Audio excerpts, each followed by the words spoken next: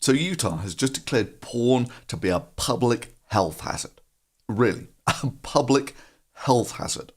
I mean, it's not like, say, smoking kills 500,000 people a year in America alone. Or alcohol, another 100,000 people. Or guns, 30,000. Or cars, another 30,000. No god since the time of the Aztecs has demanded human sacrifice on such a scale. And this is why I'm so leery about things like this. You know, it's like that recent crazy Russian hacker video where he's not so much building an air conditioner as a suicide machine.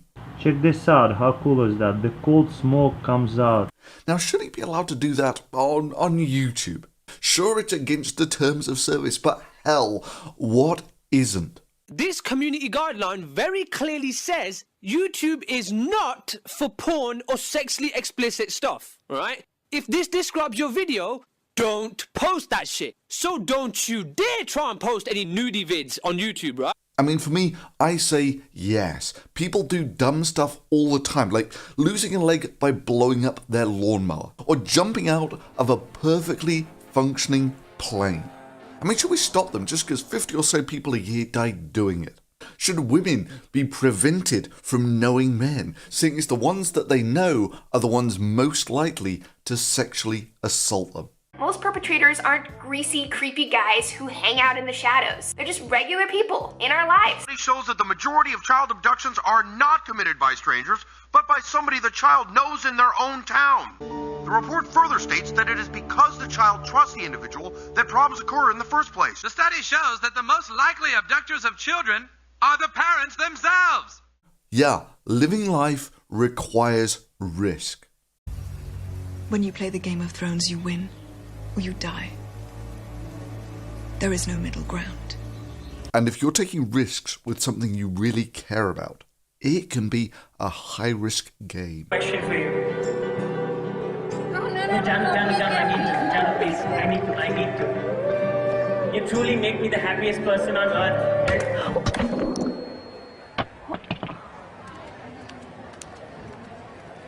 Good. Twice the pride, double the fall. About time I ask her a very important question.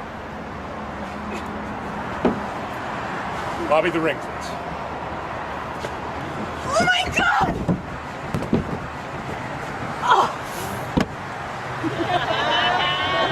And quite often, the things you enjoy most incur risk, or things that may be self-harming are actually enjoyable.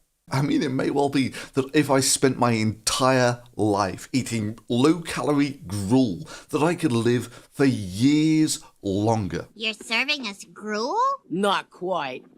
This is crusty brand imitation gruel. 9 out of 10 orphans can't tell the difference. Or phrased another way, in that world, there would be hundreds of thousands of preventable deaths every year from people not eating low-calorie gruel. But who wants to live forever if it precludes all of the things you enjoy?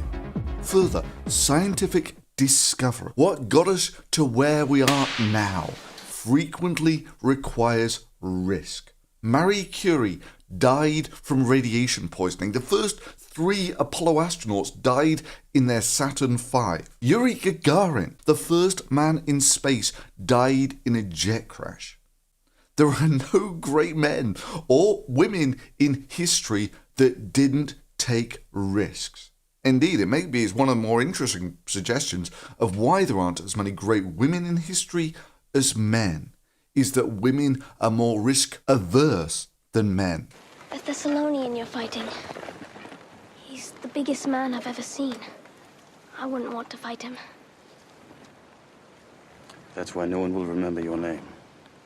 Now, sure, that means that you're going to get a lot more Darwin Awards, and sure, 9 out of 10 of them go to men.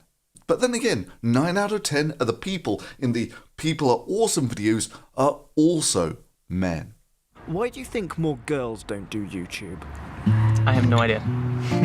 No idea in the slightest. I don't have an explanation for this, I don't know why. I don't know what the reason is. Playing it safe will not get you to the top in any field. Why do you think it takes 200 channels to find the top 20 female channels? That's really embarrassing. Yeah, you want the payoff of being in the people are awesome videos. You will never get that by playing it safe. And for men and women, you're going to get some more Darwin Awards. But honestly, that's the price of freedom. That's the price of being a grown-up, being an adult, is that you are responsible for your own actions. Mommy doesn't look after you when you're a grown-up, and neither should the nanny state. I have no desire to live in a country where the government meddles in every little portion of my life because some muppet with a vested interest has a study that says it's harmful. But we have 40 years of research to tell us that violent media is bad for our children.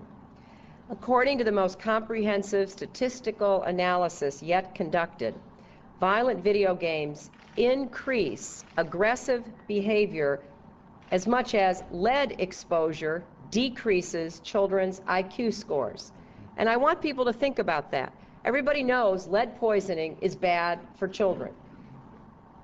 Oh, I want everybody to know that exposure to violent video games is also bad for children.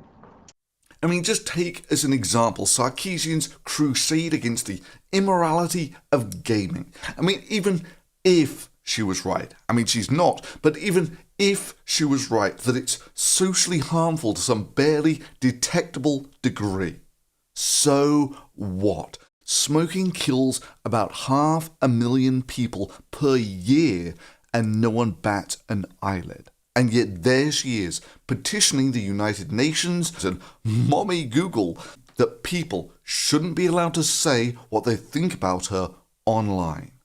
I mean, let's just be a little more selective here about the line over which the government declares things to be immoral.